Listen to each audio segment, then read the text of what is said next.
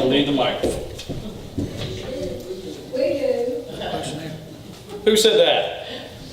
Can you not hear me? It would be better if you used to like. Well, Lord. Can you hear me? Okay.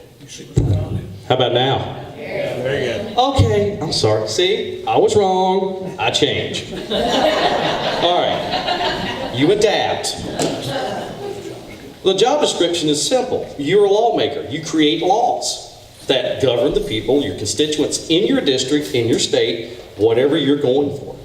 You're not there to interpret laws. You're not there to go against laws unless you think they need to be changed. And therefore, you create new ones and you vote on them. It's very simple. This is not brain surgery. But the main thing you got to do is be a communicator. Not just to your constituents on the House floor, but your constituents here in your district. And I'm not just talking about the elected officials down the street in City Hall or the Pink Palace down the street over there. I'm talking about people in the churches, the school communities, school districts. You got to get everybody involved on this. This is a community. This isn't about one person. This is a representation of all of us. Not a leader. We're not a leader. We are representative of each other. And you're not going to be able to represent your constituents fairly if you don't listen and have an open mind. Even if you don't believe everything they have to say or agree with everything they have to say. It doesn't mean we can't sit down and talk and work things out. Ronald Reagan had a Democratic-led Congress. And he was Republican, red all the way through.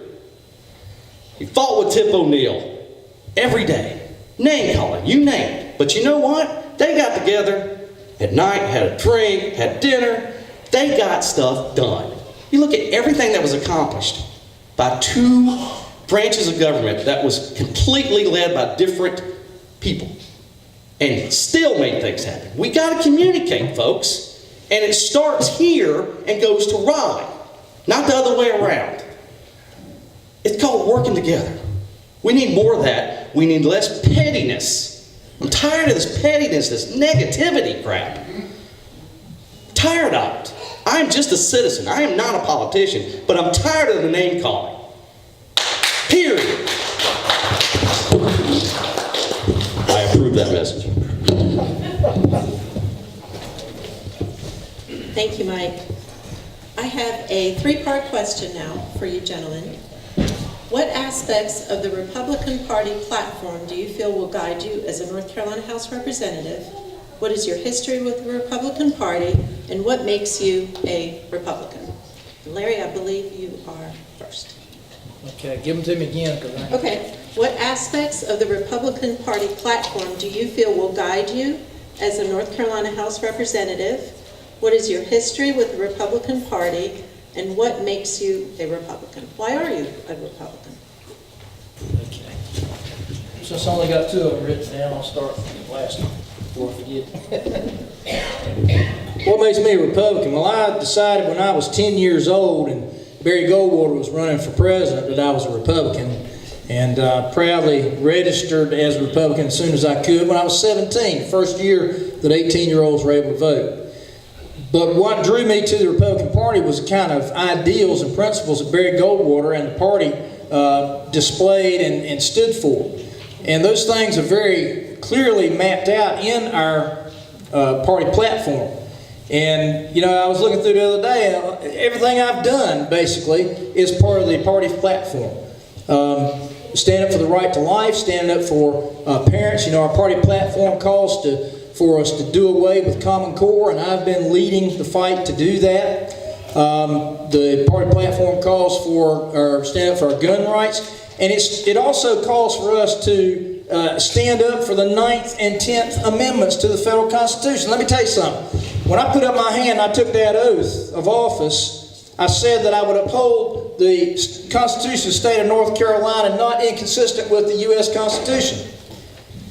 Or that does not mean that when the federal government does something that's contrary to the Constitution, I just say, okay, and go along with it. It means you stand up and you speak out and you say, wait a minute, you've overstepped your bounds because the U.S. Constitution was not put there to give the federal government a bunch of powers. It was put there to limit the power of the federal government. There are about 18 things that the federal government is responsible for, and when they step out of that, they've defiled the Constitution or violated it. And we ought to stand up for that. The 9th and 10th Amendments are about the people and the states having the right to handle anything that's not handed to the federal government in that Constitution. And so when I stand up against something the federal government's doing, it's because they violated that. And it's about time we had people who are willing to stand up for their state and say, you know, we'll go along with you as long as you're under the Constitution, but when you step outside of it, no dealing.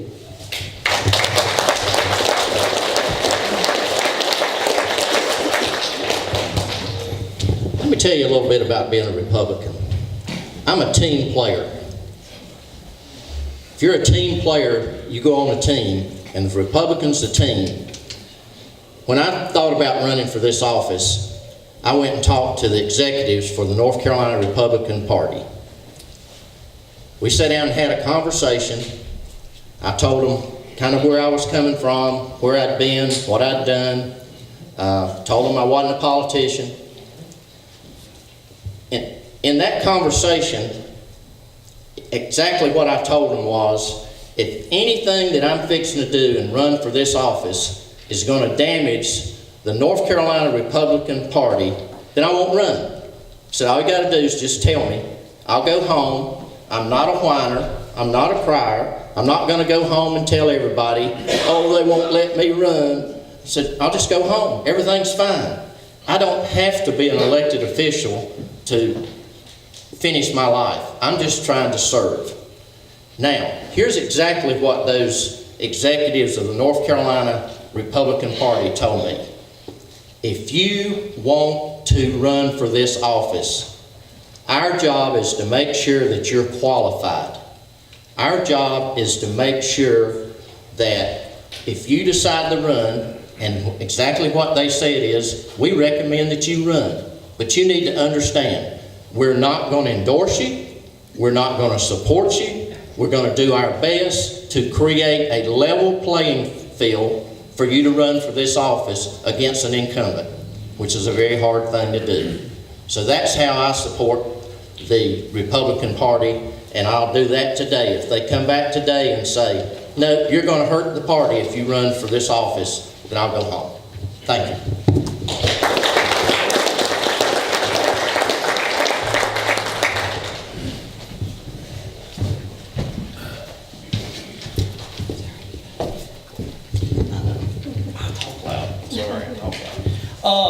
Some of the aspects that make me a Republican, pro-life.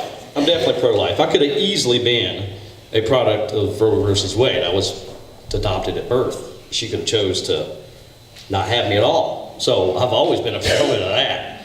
We all, and speaking of that, we need to work on our pro-adoption.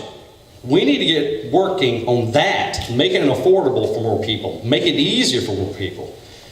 We got a lot of kids that could be here or put in foster care that are hurting, that are not living up to what they could be. We're letting people just slip away before they even have a chance. I'm pro-Second Amendment. It's not going anywhere, period. Nor should it. Do we need to tweak it? Nope.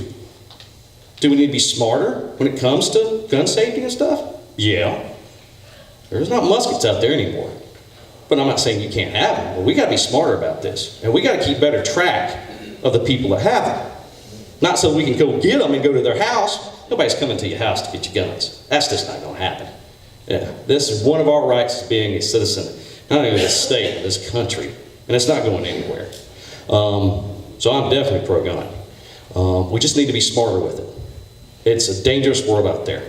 We need to be more proactive and think 10, 15, 20 years down the road with this stuff, especially schools. History of a Republican. Well, ever since I registered, I've been a Republican. It's pretty simple. Never changed Democrat, never been independent, always been Republican, period. I mean, I grew up with Reagan. He was my guy. So he taught me a lot, even though I didn't know the man. What makes me a Republican? Conservative.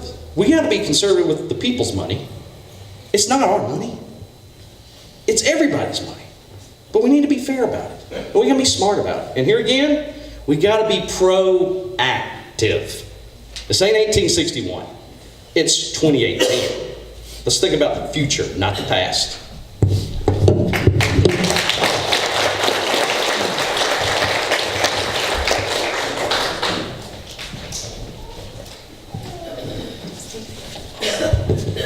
Thank you. Well, this is where you will find a very big difference between me and my opponent. I have been, as many of you know, as a teenager, as a young person, involved in the Republican Party. Since long before I could drive, and my parents I had to drag them around the state to take me to different events that I wanted to attend and get dropped off at. Sometimes they would take me. I've been started in the Teenage Republicans. Worked as, was involved with the state TARs, was named the Outstanding Teenage Republican in the nation back in 2003. I have been the party chairman of Stanley County. I've been the vice chairman of the 8th District Republican Party. I was inducted into the North Carolina Republican Party Hall of Fame in 2015. One of the youngest folks to be inducted into that, which I consider to be quite an honor coming from our state party. I knew at a young age where my values were and my belief. And when I had an opportunity, the first day that I could register, you look at my registration card, that January after I turned, I was still 17, about to turn 18, I registered to vote. Went up there the first day they were back open after the holidays when you could register for that election cycle. I am a committed conservative. I am a committed Republican, have been involved, and when I had a chance to register, I registered as a Republican, and that's where there's a very big difference. My opponent has spent his entire life, up until he decided to change his registration last year. He had never been a registered Republican, had never been involved in the party, had never participated in anything, had been for a long, long time registered as a Democrat since March, I believe, of 1972. So through, that's the year that Jesse Helms was running for office. That was a big year for Republicans in this state. It matters how you register, and when you only change for political opportunities, folks need to be aware of that. And I am a proud Republican, and will continue to be and fight for our values.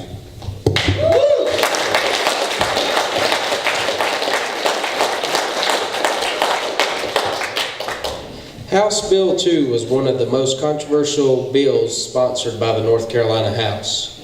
Would you have voted for or against it? And I understand there's some incumbents that were involved in this. So if you could let us know how you voted and how you feel about that. Also, how would you have handled the controversy afterwards? So this is in regards to HB 2.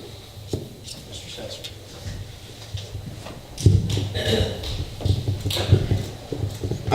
What I've got to say is probably not going to be real popular in this crowd.